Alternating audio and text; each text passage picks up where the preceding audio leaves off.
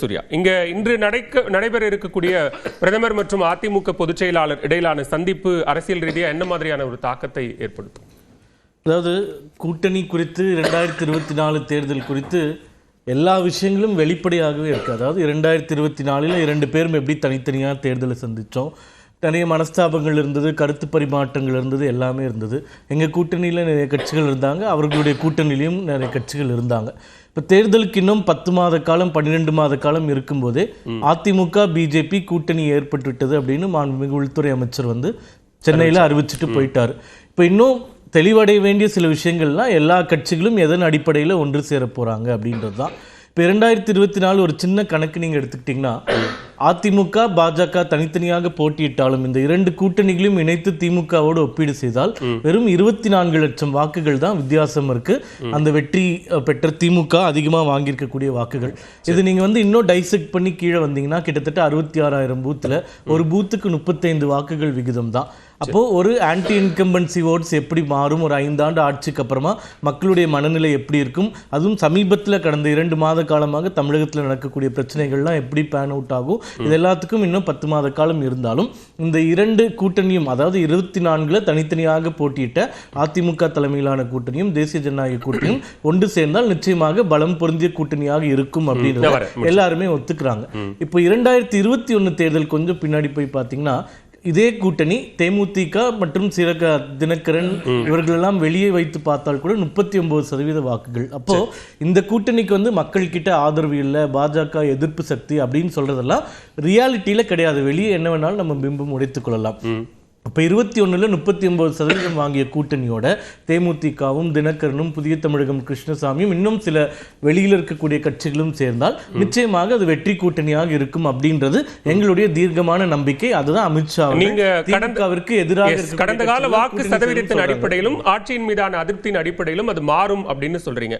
அது ஒரு வகையிலான வியூகம். ஆனா கூட்டணியை ஸ்ட்ரென்தன் பண்றதுல இன்னும் அதிமுக பாஜக கூட்டணிக்குள்ள எந்த கட்சியும் வரல. நீங்க சொன்ன மாதிரி 24ல் தேசிய ஜனநாயக கூட்டணியில் இருந்த கட்சிகளே நாங்க கூட்டணியில் தொடரும் அப்படிங்கறத தமிழ் மாநில காங்கிரஸ் தவிர வேற யாரும் இன்னும் உறுதிப்படுத்தல. அப்ப அதிமுக தலைமையிலான கூட்டணி தமிழ்நாட்டில்னா அதில் இருந்த தேமுதிகவும் பாமகவும் கூட இப்ப கூட்டணிக்கு வரமா இல்லையாங்கிறத இன்னும் உறுதிப்படுத்தலங்கிற நிலைமை தானே இருக்கு. அதைத்தான் கேள்விக்குள்ள. உண்மைதான், இப்போ வரைக்கும் யாரும் உறுதி செய்யவில்லை, ஒரே மேடையில எல்லாரும் வரல அப்படின்றத நம்ம ஒத்துக்கிறோம். ஆனால் நிச்சயமாக வரக்கூடிய காலங்களில் தேர்தல் நெருக்கத்தில் வரும்போது, ஏன்னா எந்த தேர்தலும் நீங்கள் எடுத்து பார்த்துக்கிட்டிங்கன்னா, உதாரணமாக 2011 நடந்த தேர்தல், 2006 எல்லா தேர்தல்கள்லையும் ரொம்ப முன்னாடியே கூட்டணின்றது புதிதாக உருவாகவில்லை. இப்போ காங்கிரஸும் திமுகவும் 2004 கூட்டணியில் இருந்தாங்கன்னா 2006 தொடர்ந்து இருக்கு.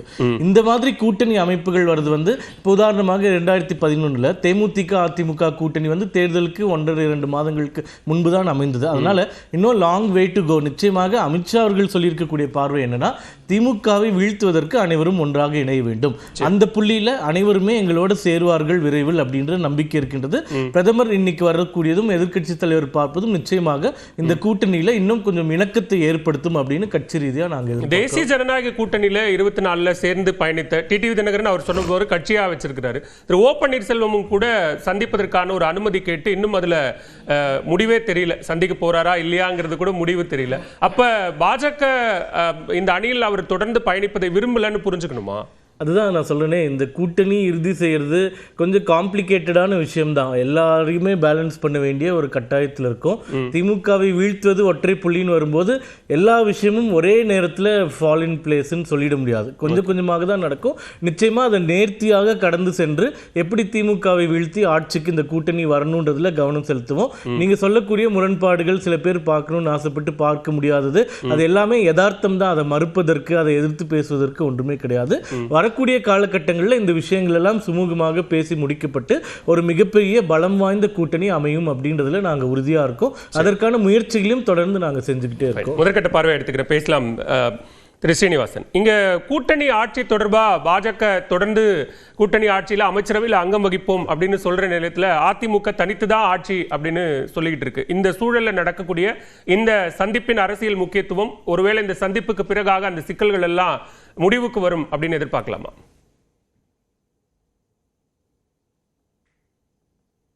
திரு ஸ்ரீனிவாசன், இணைப்பில் கோளாறு இருக்குன்னு பேசலாம். திருப்பாக்கி, நீங்க இந்த அதிமுக பொறுத்து சார் வணக்கம். சொல்லுங்க, பேசலாம் சார் வணக்கம் சார். கேக்குதா சார்? கேக்குது, பேசலாம் சார். அதிமுகவை தன்னுடைய தனித்தன்மையை எந்த காலத்திலையும் எதற்காகவும் விட்டுக் கொடுக்க தயாராக இல்லை. அதிமுக ஒரு மக்கள் இயக்கம். பொன்மனச்செம்மல் புரட்சி தலைவரால் தொடங்கப்பட்ட இயக்கம், புரட்சி தலைவி அம்மா. இந்த இயக்கத்தினுடைய இன்றைக்கு ஒரு மக்கள் செல்வாக்கு, ஒரு அபிரிதமான செல்வாக்கு. இன்றைக்கு ஒரு மக்கள் விரோத அரசை அகற்ற வேண்டும் என்கின்ற அந்த ஒற்றை புள்ளியில்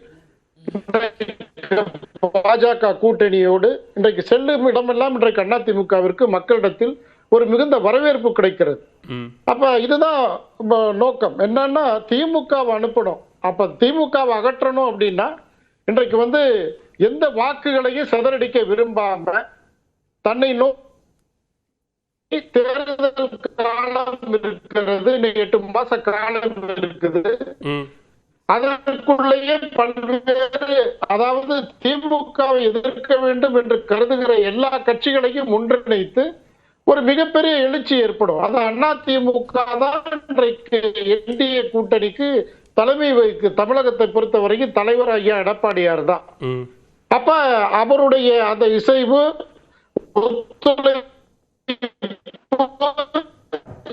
எந்த கட்சி கொடுக்கிறாங்க, எந்த தலைவர் கொடுக்கிறாங்களோ அதை ஏத்துக்கிட்டு திமுகவை அப்புறப்படுத்துற நோக்கத்தினால்தான் இன்றைக்கு அதிமுகவுடைய பயணம் இருக்குது. இன்றைக்கு மக்கள் செல்லுகிற இடமெல்லாம் இன்றைக்கு ஒரு மிகப்பெரிய ஆரவாரம் அதிமுக. இல்ல, நீங்க அப்படி ஒரு மிகப்பெரிய வரவேற்பு இருக்கு அப்படின்னா ஏன் இன்னும் பிரம்மாண்ட கட்சிகளுக்காக அது அந்த புள்ளியில தான் இன்றைக்கு கூட்டணியே அமையுது.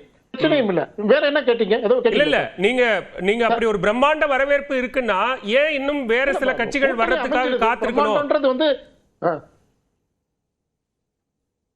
இல்ல, காத்திருக்கல. அதாவது என்னன்னா ஒரு நல்ல எழுச்சி ஏற்பட்டிருக்கு. அதாவது என்னன்னா இப்ப இந்த இருக்கிற கூட்டணி பாஜக அதிமுக தலைமையிலான இந்த கூட்டணிக்கு நல்ல வெற்றி கிடைக்குது. ஒரு மாபெரும் வெற்றி, ஒரு மிகப்பெரிய வெற்றி. திமுகவை தொகுதியே இல்லாத இடத்திற்கு கொண்டு போய் செலுத்தணும் அப்படின்னா அந்த கட்சிகளுடைய ஆதரவு இருந்ததுன்னா இன்னும் ஒரு மிகப்பெரிய பிரம்மாண்ட வெற்றியை படைக்கலாங்கிறது அதிமுகவுடைய கருத்து. அப்ப திமுகவை எதிர்க்கணும்ன்ற நோக்கம் உள்ள கட்சிகள் எதா இருந்தாலும் வரணும்னு தான் நாங்க அழைப்பு விடுக்கிறோம். திறந்த மனதோட இருக்குது அதிமுக தலைமையிலான கூட்டணி. அப்ப வர்றவங்க வரலாம், அதை பத்தி ஒன்னும் ஆட்சேபனை இல்லை. சரி, முதற்கட்ட கருத்தா எடுத்துக்கிற பேசலாம். திருப்பாக்கி, இங்க கூட்டணி உறுதியானதற்கு பிறகாக நடக்கக்கூடிய ஒரு முதல் சந்திப்பு. நிறைய கடந்த காலங்களில் நிறைய இருவேறு கருத்துக்கள் இருந்து அந்த கருத்து எங்க கூட்டணிக்குள்ளே எங்க கூட்டணி பலமாகத்தான் இருக்கு. இதை எதிர்கட்சிகள் இதை இப்படி பேசி இதை சிக்கலாக்க பார்க்குறாங்க. நாங்கள் ஒன்றும் ஏமாளிகள் அல்லன்னு சொன்னது பாஜகவுக்கு அல்ல, திமுகவுக்கு தான் அப்படின்லாம் திரு இபிஎஸ் சொன்னார். ஸோ இந்த சந்திப்பு எல்லாத்தையும் தெளிவாக்கிடுமா? நாங்கள் ஒன்று ஏமாளி அல்ல அப்படிங்கிறது திமுகவுக்கு தான், பாஜகவுக்கு அல்ல அப்படின்னு சொல்லியிருந்தா எதுக்காக கம்யூனிஸ்ட் கட்சிகள் விசிகேவெல்லாம் வரவேற்கிறாங்க? எதுக்காக தாவே அழைக்கிறாங்க?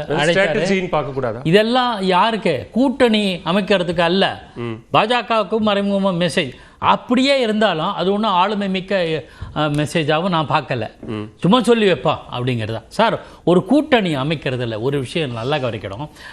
இவங்களுக்கு, அதாவது அனைத்து இந்திய அதிமுகவுக்கு மாண்புமிகு எதிர்க்கட்சி தலைவர் எடப்பாடியார் தலைமையிலான அனைத்து இந்திய அதிமுக கட்சிக்கு பாஜகவோடு இருந்தாலும் வெற்றி வாய்ப்பு இல்லை. பாஜக விட்டு விலகிட்டோம், ரைட். ஜெயலலிதா அம்மா சொன்னாங்க, பல சமயங்களில் காங்கிரஸ் விட்டு விலகி எம்ஜிஆர் கூட களத்தை கண்டு வெற்றி கண்டு இருக்கிறார். அது ஒரு பக்கம். சரி, பாஜக உதறி தள்ளியாச்சு, அப்பவும் இல்லை. இப்போ மறுபடியும் சேர்ந்துட்டாங்க. இந்த கூட்டணி உறுதி ஆயிடுச்சுன்னு நினைக்கிறீங்களா? ஜெல் ஆயிடுச்சுன்னு ஒரு வார்த்தையை பயன்படுத்துவாங்களே, ஆயிடுச்சுன்னு நினைக்கிறீங்களா? கிடையாது. இன்னமும் தேர்தலுக்கு இன்னும் டைம் இருக்கு, 10 மாத காலம் இருக்கு, அதுக்குள்ள ஆகாதா? நான் என்ன சொல்றேன், நீங்க ஒரு வலுவான கூட்டணின்னா காந்தம் மாதிரி மற்ற கட்சிகளையும் இழுக்கணும்.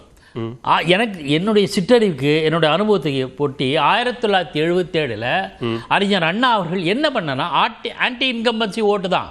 அது அவரே சாதாரண ஒரு கூட்டணி ஜெயிச்சிருப்பார். ஆனால் முரண்பட்ட கட்சிகளை தன்னோட ஃபோல்டு கொண்டு வந்தார்.